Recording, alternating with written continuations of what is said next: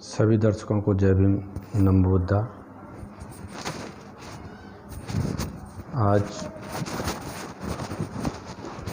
मैं आपको बताने जा रहा हूँ कि बाबा साहब को कब और कैसे यह एहसास हुआ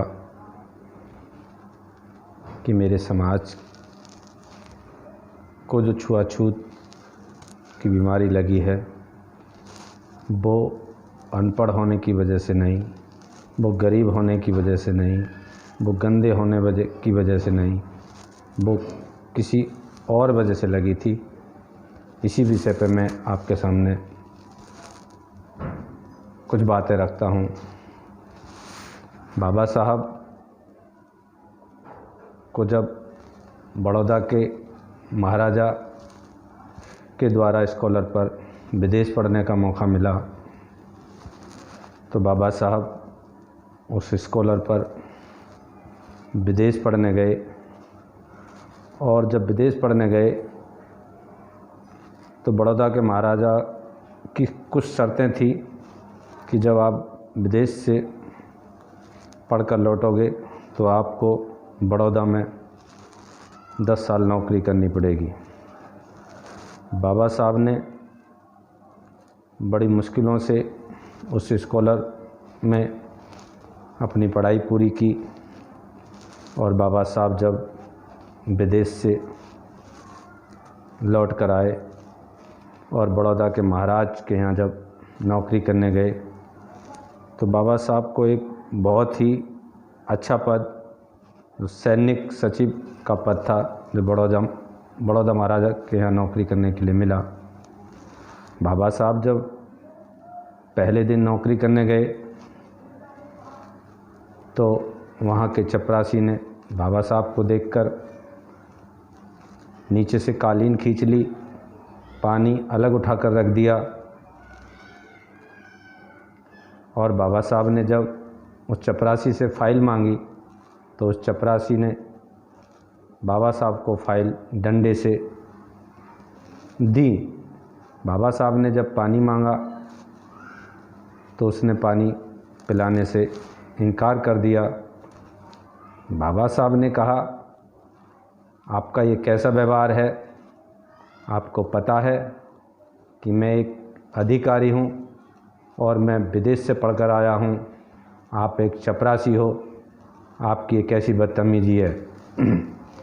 तो उस चपरासी ने बाबा साहब से कहा कि मैं जानता हूँ कि तुम विदेश से पढ़कर आए हो और यहाँ मेरे अधिकारी हो और एक सैन्य सचिव बहुत बड़े पद पर यहाँ हो, लेकिन तुम जन्म से अछूत हो, पढ़ लिख कर तुम स्वर्ण नहीं बन गए हो और इसलिए मैं तुम्हें छूकर या तुम्हें पानी देकर अपना धर्म भ्रष्ट नहीं कर सकता।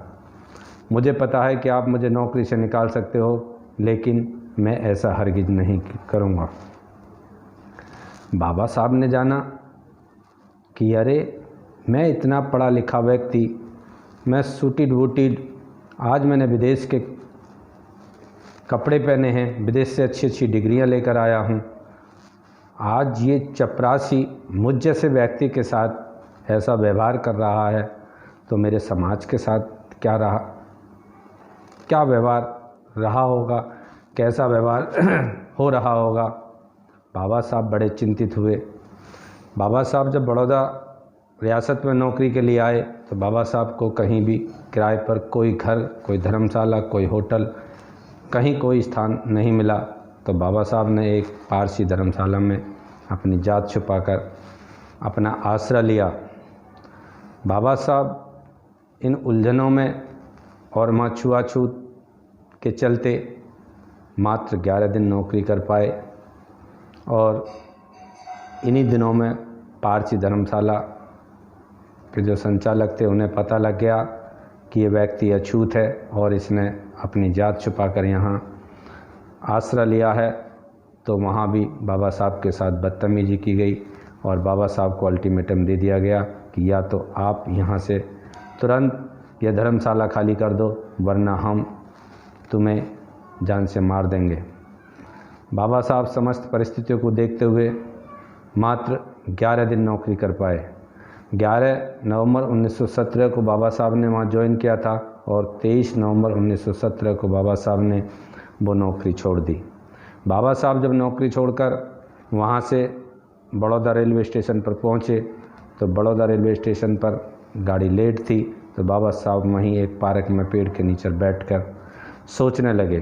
बाबा साहब वहाँ सोचते सोचते रोने लगे और सोचने लगे कि मैं तो समझता था कि ये लोग मेरे समाज से इसलिए घृणा करते हैं कि मेरा समाज गरीब है, मेरा समाज अच्छा नहीं रहता, मेरा समाज साफ़ सुथरा नहीं रहता, मेरे समाज पर शिक्षा नहीं है, मेरा समाज अज्ञानी है, मेरा समाज मरे हुए ढोरों की खाल निकालता है, मेरा समाज मरे हुए ढोरों का मांस खाता है, इसलिए ये लोग मेरे समाज से घृणा करते हैं। लेकिन आज मैं विदेश से पढ़कर आया हूँ, अच्छी अच्छी डिग्रियाँ मेरे पास हैं और विदेशी कपड़े मेरे पास हैं और मुझ जैसे व्यक्ति के साथ भी ये छुआछूत अगर है तो ये बीमारी अनपढ़ होने के नाते नहीं, गरीब होने के नाते नहीं, या मरे हुए ढोरों की खाल निकालने के कारण नहीं, या मरे हुए ढोरों का मांस खाने के कारण नहीं, या गंदे रहने के कारण नहीं, ये बीमारी कोई और है। बाबा साहब ने 23 सितंबर 1917 को ही यह संकल्प लिया था कि मैं इस बीमारी का खात्मा करके रहूँगा, अगर यदि मैं ऐसा नहीं कर पाया तो मैं अपने आप को गोली मार लूँगा। बाबा साहब ने जब वहाँ से इन सारी चीज़ों पर काम करना शुरू किया, बाबा साहब ने जब ये जानने की कोशिश की कि बीमारी आखिर है क्या, ये लोग हमसे घृणा करते क्यों हैं, ये हमें अछूत क्यों मानते हैं, इन्हें दिक्कत क्या है, तब बाबा साहब ने इतिहास को जानने की कोशिश की। तो बाबा साहब को पता लगा कि ये इनके धर्म शास्त्रों में ऐसी बातें लिखी गई हैं और उन्हीं के अनुसार ये हम और हमारे समाज को अछूत मानते हैं।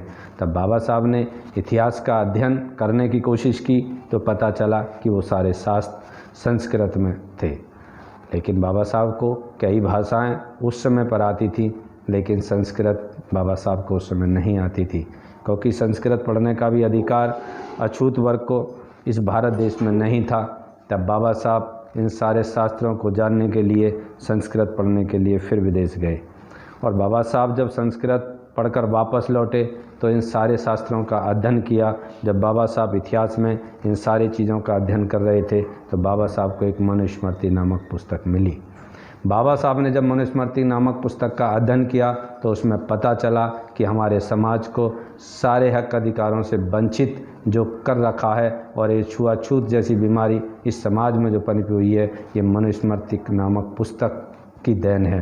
क्योंकि उस पुस्तक में लिखा था कि आप सुबह शाम घर से बाहर नहीं निकल सकते, आप किसी को नज़र भर कर नहीं देख सकते, और आप किसी को छू नहीं सकते, आप पढ़ नहीं सकते, आप संपत्ति नहीं रख सकते, आप अच्छे घरों में नहीं रह सकते, आप कोई भी कार्य के बदले मजदूरी नहीं मांग सकते, आप किसी से सट कर नहीं बैठ सकते, आप अच्छे मंत्रों का उच्चारण नहीं सुन सकते। अगर आपने ऐसा सुना तो आपके कानों में शीशा पिघला कर डाल दिया जाता था। यदि आपने किसी को नज़र भर के देखा तो आपकी आंखें निकाल ली जाती थी। और ऐसे न जाने कितने अनेकों अधिकारों से वंचित मनुस्मृति नामक पुस्तक में कर रखा था। बाबा साहब ने तब जाना, अरे यही बीमारी है, ये मनुस्मृति नहीं, ये मनुष्य स्मृति ही मेरे समाज को अलग थलग किए हुए है, और मेरे समाज को छुआछूत की बीमारी इस मनुस्मृति नामक पुस्तक से ही मिली है। लेकिन बाबा साहब जब इतिहास का अध्ययन कर रहे थे और बाबा साहब जब इतिहास में और गहराई में गए तो बाबा साहब को पता चला कि यहाँ कभी बौद्धों का शासन रहा था। 2500 वर्ष पूर्व बाबा साहब को पता लगा कि यहाँ बौद्धों का शासन रहा था। और बाबा साहब ने जब जाना कि बौद्धों का शासन कैसा था तो बाबा साहब ने इतिहास से ही जाना कि बौद्धों के शासन में यहाँ समता, स्वतंत्रता, न्याय, बंधुता का शासन रहा था। यहाँ भारत देश को सोने की चिड़िया कहा गया था। यहाँ ऐसे सम्राट अशोक चंद्र गुप्त मौर्य जैसे शासक रहे हैं, और उस धम्म में, उस बौद्ध धर्म के शासन में यहाँ समता, स्वतंत्रता थी, कोई भेदभाव नहीं था, कोई जाति व्यवस्था नहीं थी, सब समानता का शासन था। तब बाबा साहब ने जाना कि इतने अच्छे शासन का पतन कैसे हो गया। तो बाबा साहब ने इन सारी चीज़ों का जब अध्ययन किया तो पता चला कि बौद्धों के 10वें राजा वेदरथ का वध एक पुष्यमित्र शुंग नामक उनके ही सेनापति ब्राह्मण ने धोखे से कर दिया। और उनका वध करने के बाद उन्होंने उस राज्य पर अपना कब्जा कर लिया और धीरे धीरे जितने भी बौद्धिस्ट लोग थे, जो बौद्ध लोग थे, उन्हें जबरन मार मार कर उन्हें नीच बनाया। उन्हें हिंदू नहीं, उन्हें नीच बनाया। और जो लोग आसानी से मान गए, कुछ लोग कट्टरवादी थे, उन्होंने कह दिया कि हम मर जाएंगे, कट जाएंगे, लेकिन हम अपने धर्म को परिवर्तित नहीं करेंगे। तो उन लोगों के लिए तब एक पुस्तक लिखी गई, वो पुस्तक थी मनुस्मृति। मनुस्मृति में उन लोगों के लिए कभी भविष्य में ये कोई क्रांति ना कर दें, लेखवत सारी व्यवस्थाएं की गई और वही वो मनुस्मृति थी जिसके कारण भारत देश में बाबा साहब के इतने पढ़े लिखे होने के बावजूद भी, विदेशों से इतनी अच्छी डिग्रियां होने के बावजूद भी, साफ़ सुथरे कपड़े पहनने के बावजूद भी उनके साथ छुआछूत ने उनका पीछा नहीं छोड़ा। तब बाबा साहब ने मनुस्मृति को 25 दिसंबर 1927 को मीडिया के सामने, अपने लाखों लोगों के सामने आग के हवाले किया था और कहा था कि आज से मैं अपने इस समाज को इस काले कानून से आज़ाद करता हूं। आज के बाद कोई भी मेरे समाज का व्यक्ति इस कानून से बंधा हुआ नहीं रहेगा। और बाबा साहब ने अपनी लड़ाई वहीं से शुरू की और बाबा साहब को वहीं से पता चला कि यहाँ बौद्धों के शासन में समता, स्वतंत्रता, न्याय, बंधुता का शासन रहा था। और तभी से बाबा साहब बौद्ध धर्म से पहले से भी परिचित थे, क्योंकि उनके एक शिक्षक कैलुष्कर ने उनको जीवनी बहुत पहले ही दी थी। वो प्रेरित थे बौद्ध धर्म से, लेकिन उन्हें समस्त ज्ञान तब हुआ कि तब उनके साथ छुआछूत हुई। तब बाबा साहब ने इस पर लड़ाई लड़ी और बाबा साहब ने इस पर लड़ाई ऐसे नहीं, बहुत सारी लड़ाई लड़ी, पानी के लिए लड़ाई रही। उन्हें गोलमेज सम्मेलन में अपना प्रतिनिधित्व करते हुए अंग्रेज़ों से लड़ाई लड़ी। उन्होंने अंग्रेज़ों के समक्ष एक अपने तर्क रखे, एकार्ड तर्क रखे। उन्होंने कहा कि हमारा देश तो आपसे पहले भी गुलाम था, हम लोगों को आपसे पहले भी पानी पीने का अधिकार नहीं था, हम लोगों को आपसे पहले भी शिक्षा का अधिकार नहीं था, हम लोगों के साथ अब आपसे पहले भी छुआछूत होती आई थी और आज भी है। तो क्या आपने बदला? आपके शासन में रहते हुए हमारे साथ आज भी वही भेदभाव हैं जो पहले थे, लेकिन आपका पूरा देश गुलाम है, लेकिन हम यहाँ गुलामों के भी गुलाम हैं। और बाबा साहब ने 3 अधिवेशनों में अपना हिस्सा लिया और बाबा साहब ने अपने एकार्ड वचनों के माध्यम से, एकार्ड तथ्यों के माध्यम से अपनी बात को मनवाने में ब्रिटिश सरकार के सामने कामयाब हुए और वो 2 वोट का अधिकार बाबा साहब लेकर आए, कम्युनल अवार्ड वो लेकर आए। लेकिन गांधी जी ने वहाँ आमरण अनशन करके बाबा साहब के खिलाफ बैठ गए और कहने लगे कि अम्बेडकर तू वहाँ से अधिकार तो ले आया है, लेकिन मैं यहाँ इन्हें लागू नहीं होने दूँगा। बाबा साहब बड़ी मुश्किलों में आ गए और बाबा साहब ने भी हट कर ली थी कि चाहे मेरी जान चली जाए, लेकिन मैं ये अधिकार नहीं छोड़ूंगा। लेकिन पूरे देश में हाहाकार मच गया, सारा हिंदुत्व तत्व इकट्ठा हो गया और पूरे देश में जब बाबा साहब नहीं दिख पाए तो जो दलित बस्तियां थी उनमें आग लगानी शुरू कर दी। तब बाबा साहब ने सोचा कि जिस समाज के लिए मैं ये अधिकार लेकर आया हूँ, यदि मेरा समाज ही नहीं रहेगा तो मैं अधिकार किसके लिए क्या करूँगा इनका। तब बाबा साहब ने एक समझौता किया और वो समझौता पूना पैक्ट कहलाया।